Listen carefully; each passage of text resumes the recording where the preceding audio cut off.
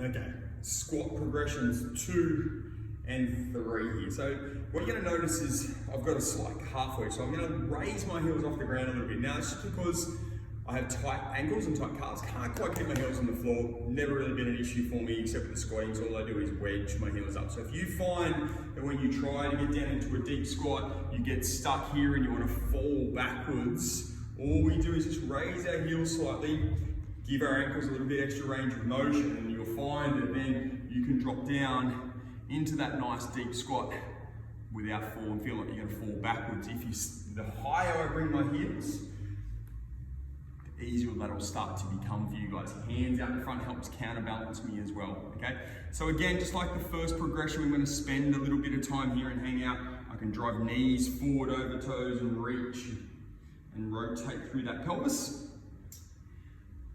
The second progression is going to include some repetitions of getting up and getting down. So from this position in the bottom, we want to drive down into your feet, brace with your stomach, drive your hips forward to come to the top. So the last thing you want to feel like we're doing from the bottom is trying to lift and extend with your upper body and your chest. We don't want to see these ribs flare out. We want to keep your stomach nice and tight.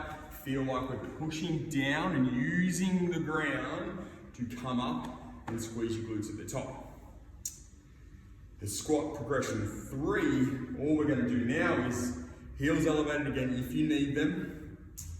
Hands come over my head. So I'm going to keep my thumbs behind me. My hands are directly above my shoulders. Eyes are up slightly here. I'm trying to be nice and long through my back. And I'm going to lower into that nice deep squat. Eyes up. Hold down into tightness through my upper back here. Drive down into my feet. Bring my hips forward. And again, lower. Control, not the easiest movement in the world. Stomach's nice and tight, brace, push into the top. Again, with this exercise here from the bottom, we don't want to feel like we're trying to throw ourselves up with the upper body and have that big arch in the back, especially for you guys that are hypermobile. We want to lower down, brace with the stomach, push down into our feet, and keep our spine here in one piece.